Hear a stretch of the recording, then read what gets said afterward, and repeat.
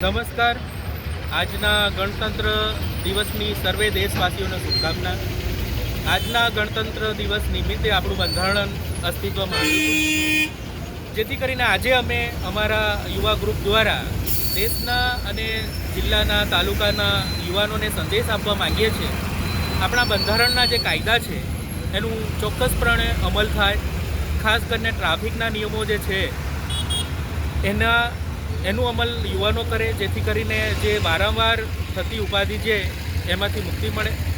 તેમજ ઘણા બધા જે કાયદા દેશના છે જેનું અમલીકરણ બહુ જરૂરી છે અને એ યુવાનો જ કરી શકે, તો જ આપણે એ અખંડ ભારત અને જે કહેવાય કે સુવ્યવસ્થિત ભારતની એક રચના કરી શકીશું. સાથે જ આપણો જે આટલો સુંદર ભારત દેશ છે અને ભારત માતાની આપણે વખતો વખત જય કરીએ છીએ, ત્યારે ભારત માતા ત્યારે જ સુંદર લાગે જ્યારે એ સ્વચ્છ હોય. તો ભારત માતાની સ્વચ્છતા એટલે આપણા નગરની સ્વચ્છતા, ભારત માતાની સ્વચ્છતા એટલે આપણા ગામની સ્વચ્છતા, ભારત માતાની સ્વચ્છતા એટલે આપણા દેશની સ્વચ્છતા.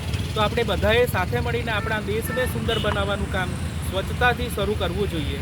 એટલે બને ત્યાં સુધી પ્લાસ્ટિકનો ઓછો ઉપયોગ થાય, બને ત્યાં સુધી રોજના જીવનમાં જે આપણે કચરો વાપરીએ છીએ એ યોગ્ય જગ્યાએ એનો નિકાલ થાય તો આપણે એક સુંદર વ્યવસ્થિત ગામ, તાલુકો, શહેર અને દેશને બનાવી શકશું.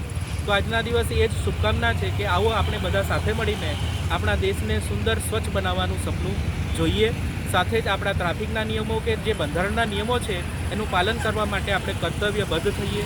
અસ્તુ આ જે સર્કલ છે એની સફાઈ આજે અમારા ટ્રસ્ટ દ્વારા કરવામાં આવી છે અને એ ખાતરી પણ આપીએ છીએ કે આ સર્કલની સફાઈ હવે આપણે દર મહિને અથવા તો અઠવાડિયે એ કરતા રહીશું, જેથી કરીને આપણા સર્કલો સ્વચ્છ થાય, આપણા સ્ટેચ્યુઓ જે છે એ સ્વચ્છ થાય એવી બાહેધરી આપીએ છીએ.